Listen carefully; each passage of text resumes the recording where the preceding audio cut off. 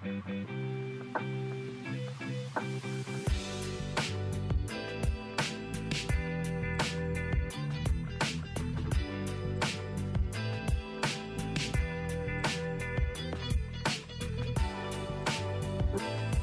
everyone, this is Makurin channel. Thank you for visiting our channel.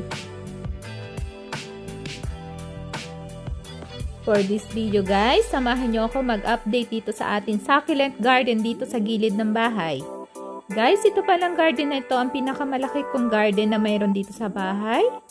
Ang succulent garden na ito ay ginawa ko last May. So, 2 months ago pa lang siya. So, tingnan natin guys yung mga succulent kung hiyang ba sila dito or hindi.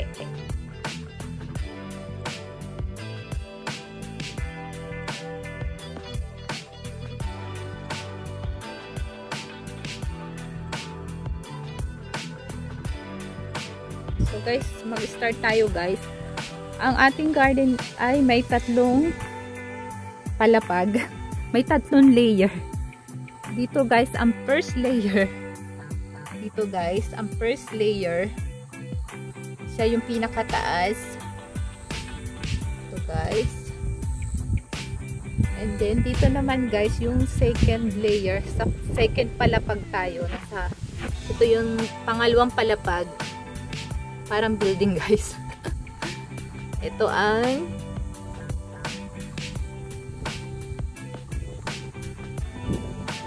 second part. And then, ito naman yung pinaka-ground. So, guys, ang pinaka-ground niya. So, yan guys, ang pinaka-ground niya.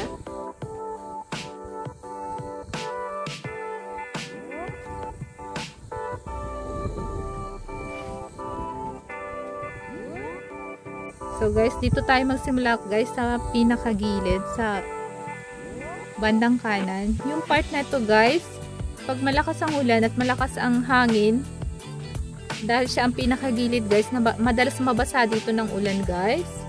So yung mga succulent dito biglang lumaki, yung mga leaves niya biglang humaba dahil madalas nababasa ang lupa niya. Basa pa rin ang lupa niya guys dito dahil may nagpabagyo at ilang araw na umulan dito sa lugar namin. Yan ang mukha ng mga succulent natin ngayon guys. Yan. So sa parting to guys, Echeveria at saka sedum yung mga nakatanim. So yan ang itsura niya guys. And then dito naman guys, may mga blue jelly bean tayo, lemony jelly bean. Ito naman guys, si Nico Sana ang pangalan niya dito guys. Yan. Green button. Green talaga siya ngayon guys. And then dito meron din tayong Pink Pretty lemony. Guys. So, dito ang itsura niya.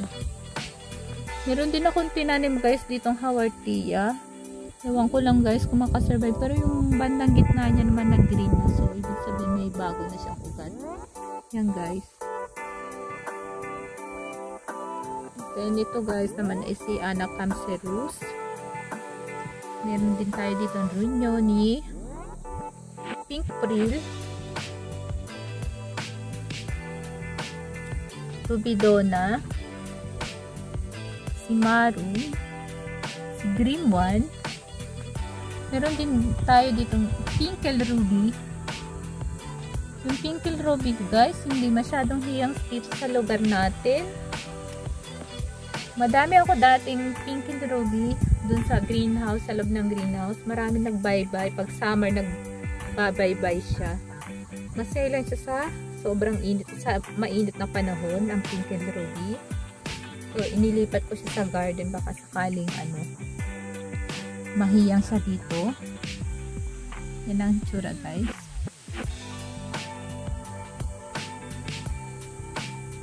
Ito ang ground floor guys.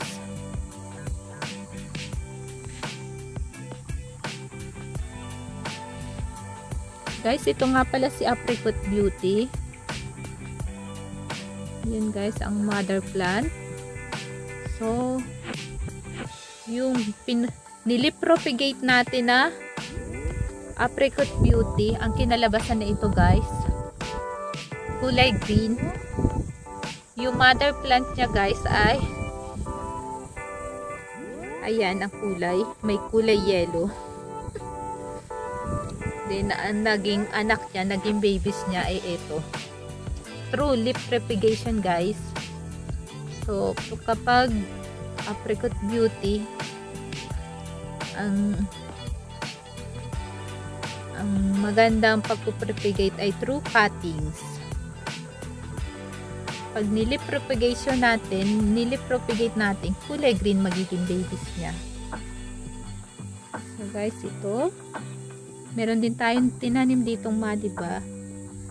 Anyway guys, ang madiba, madali siyang i-lip propagate guys. Almost 100% nagsasucess yung lip propagate niya. Ito naman guys, I see Orbit. Takasango no Ukina. And then marami din ito. String of pearl guys. Ayan. Iyan din ang string of pearl sa garden.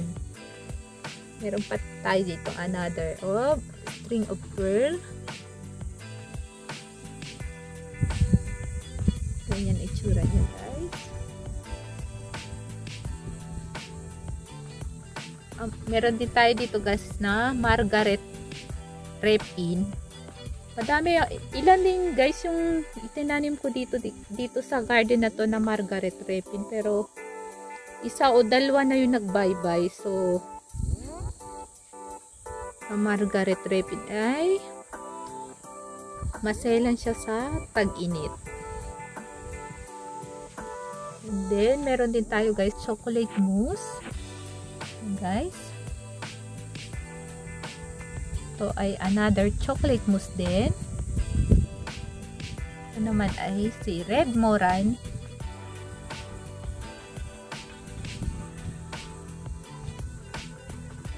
Yan guys ang itsura. Ito nga pala guys, na garden nito ay ginawa ko ng first week of May. Kapag kasi first week of May dito sa lugar namin or buong Japan, holiday yun. So nandito tayo sa bahay, maraming time para mag-garden. So nakagawa tayo ng succulent garden dito sa gilid ng bahay. At ito na ang itsura niya. Lahat nga pala guys ng succulent na nakatanim dito ay lahat ay lip propagate ko. So madami-dami din guys na succulent to guys. Hundreds din, 100 pieces din ng succulent yung meron ang garden na to. Mostly guys, ang nakatanim dito sa garden na to ay Echeveria.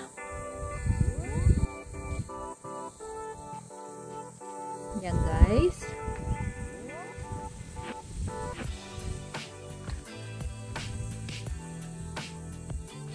Si Pink Frill guys. Yan itsura. Madiba. Meron din tayo guys ditong Benichigo. Although bago pa lang yung sa parting to guys ng garden.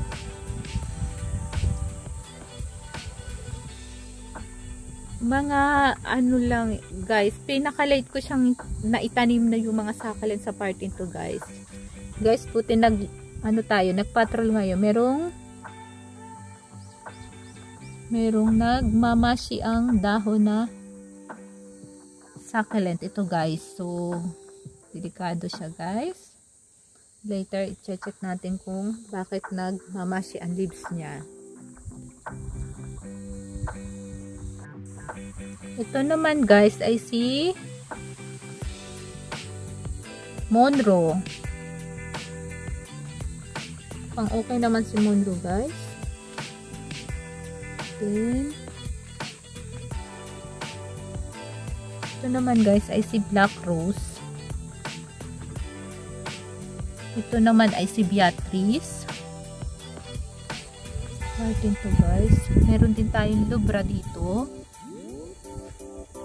Mosan. Yan guys ang itsura niya.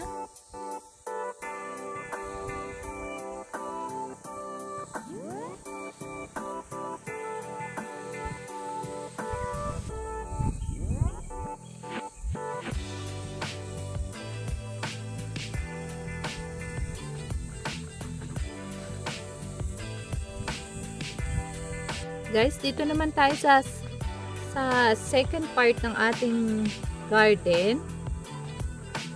Yan yung pinakataas, pangalawa, gitna, and then ito naman yung ground, pinakababa. So, dito tayo guys ha, i-check natin guys itong mga succulent natin sa parteng gitna. Yung parte dito guys, dahil gilid siya yung pinakagilid. Pag malakas ang ulan at malakas ang hangin, at tulad nung isang araw may bagyo tapos ilang araw din umulan. So, nababasa dito sa parting to guys. So, yung mga succulent guys, dahil laging basa, laging mabilis ang paglaki nila. Mabilis din ang pagkapal. Yan ang itsura guys. Pati yung green necklace natin, naging mabilis din ang paglaki dito sa parting to. Yan guys. Medyo naging crowded na sila guys dito. Sa gusto natin, lumaki sila ng biglaan. Then, meron din tayo guys dito na Beatrice. Sa Japanese name, ang Japanese name niya guys ay Momotaro. Yan guys, si Beatrice.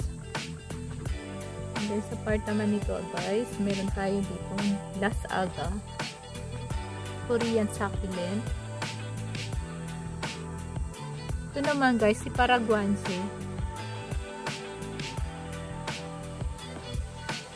Yung ating guys na string of pearl dito sa garden, bongga. Hiyang yung string of pearl sa garden guys. Okay. And then meron din tayo dito guys na lovely rose, Mina. Yan guys, meron din tayong Grimoine dito. Ito guys, Grimoine ang pangalan niya dito guys sa lugar natin. Ito naman guys ay si Pink Crystal Rose. Kapag winter guys, ma-pink si Pink Crystal Rose. So dahil tag-init na, nag-green na din siya. Ito naman guys ay si Robitin. Meron tayong orpet dito. Ito naman malaki guys na succulent ay si Takasango no Okina.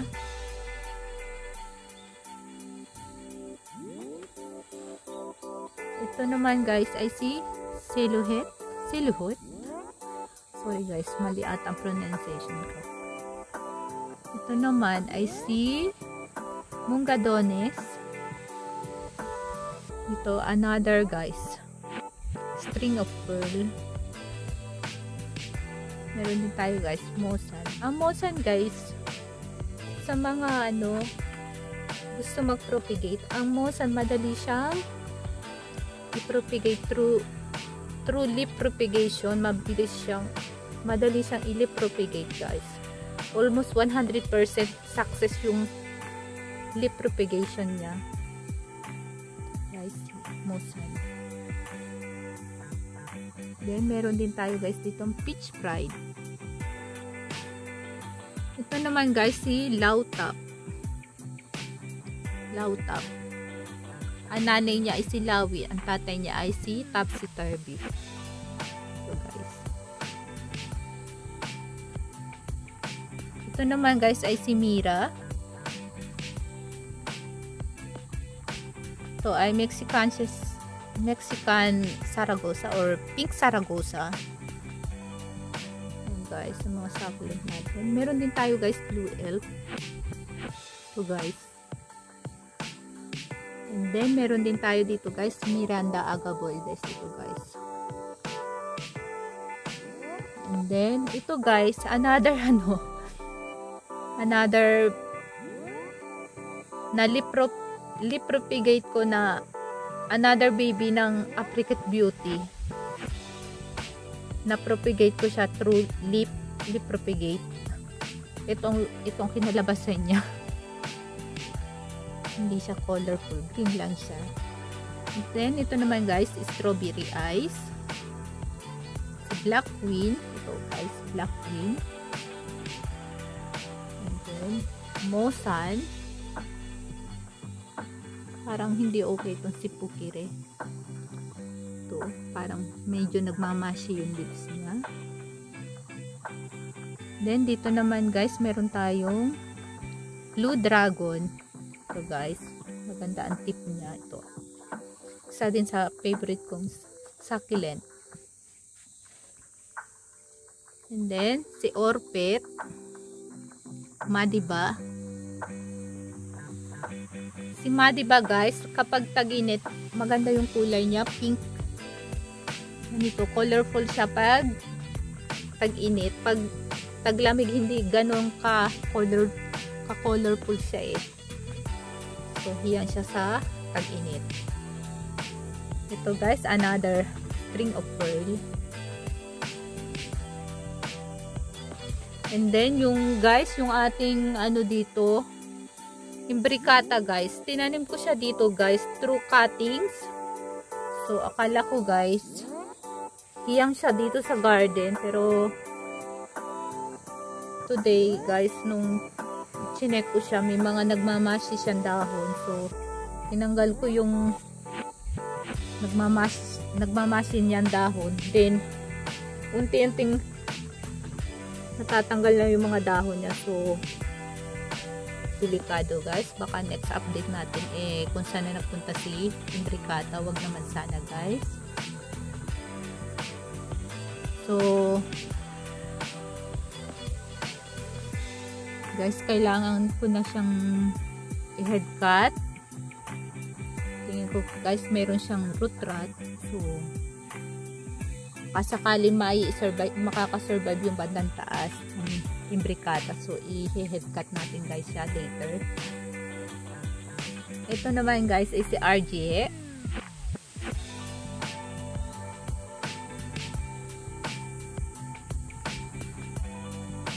Okay naman siya guys. Si Remani. Ang isa pa dito guys na colorful ay si Rubidona. Malaking succulent. Ito pa guys. Peach Candy. Ito naman guys ay si Hialina Hybrid. Ayan guys ang itsura.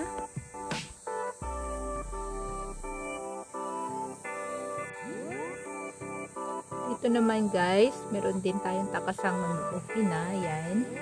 Ito guys, si Paraguanse guys. Ito, Paraguanse. Cluster siya guys. And then, ito naman ay si Mosan. Chocolate mousse. Ito naman guys ay si Sodam, another cluster. Another cluster pa guys ay si Debbie. Ito naman guys, itong malaking tong succulent ay si Pink Pretty. Mosan. Dentorichem.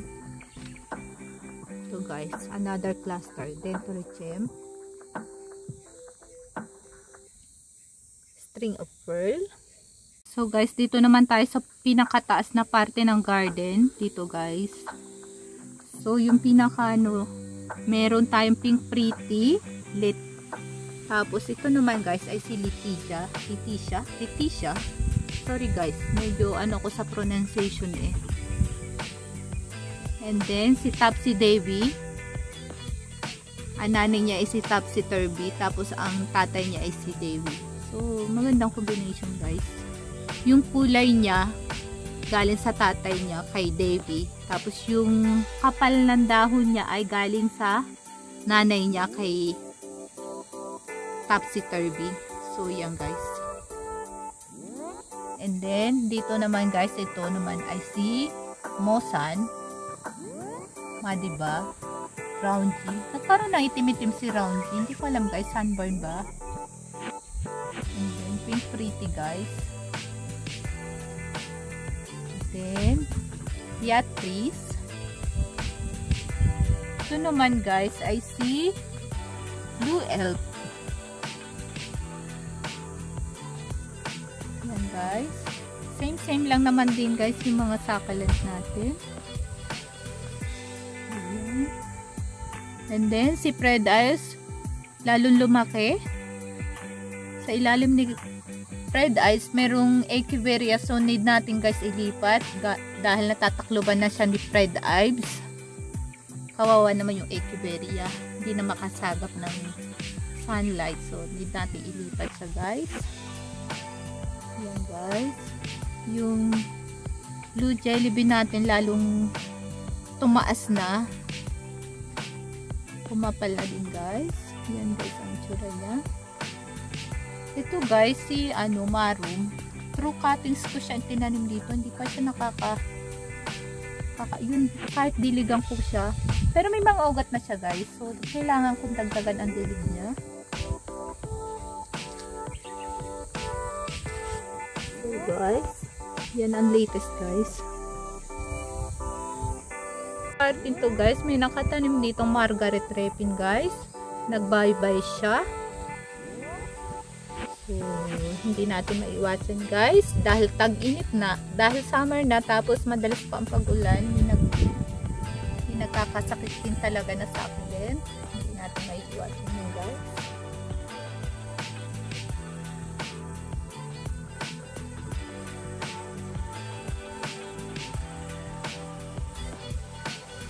Yan guys.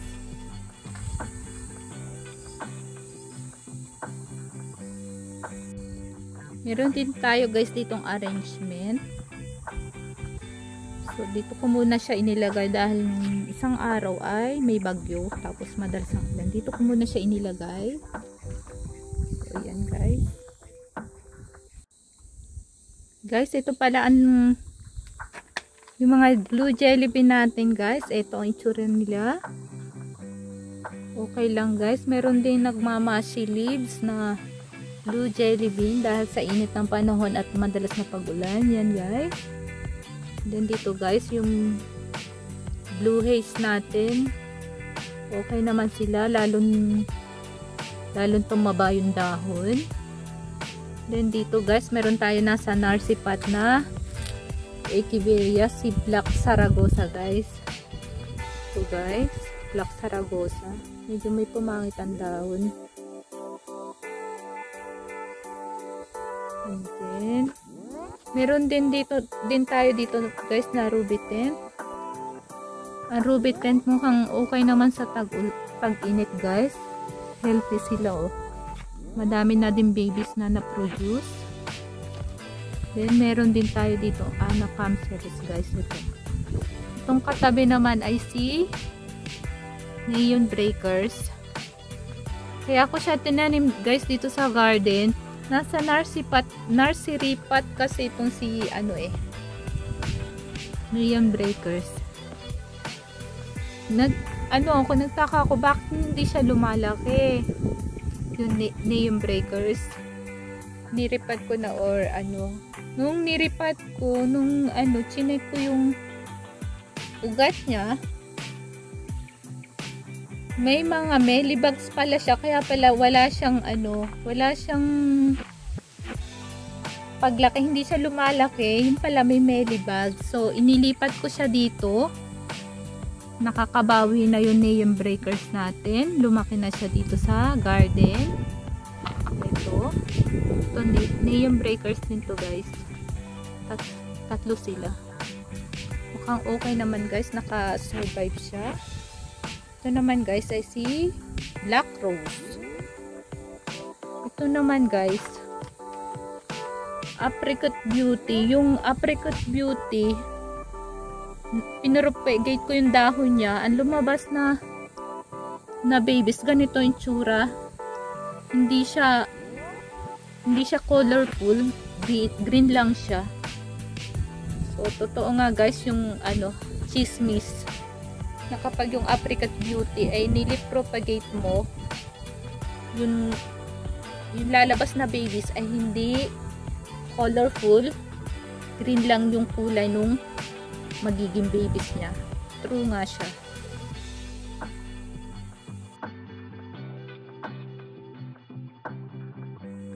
That's for all guys. Maraming salamat sa pagsama nyo sa akin dito sa succulent garden dito sa gilid ng bahay. Patuloy pa rin ako mag-a-update dito sa garden ito. I-check natin kung magsasucess ba itong succulent garden na ito sa gilid ng bahay.